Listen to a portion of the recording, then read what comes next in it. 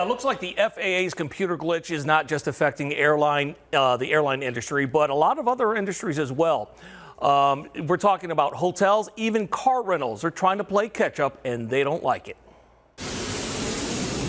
When the nationwide ground stop was implemented early this morning, preventing planes from taking off, there were still plenty of other planes up in the air, particularly on the East Coast.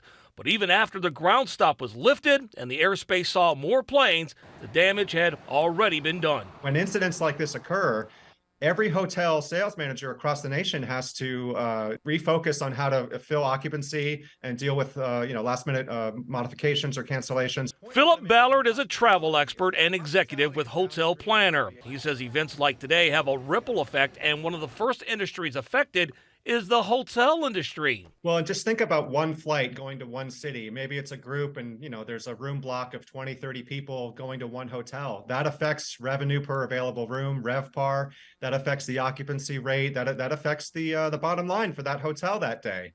And multiply that times thousands and thousands of canceled or delayed flights. Besides hotels, Ballard says the ground stoppage also had a huge impact on car rental companies, which had to scramble to accommodate postponed or canceled reservations. And just because the ground stop has now been lifted, Ballard says there could be a lingering effect for a number of different industries. What's happening is that it is discouraging some more hesitant, reluctant travelers, cautious travelers, to think twice about traveling right now because they don't want to deal with these delays and disruptions. And they've just sort of had it.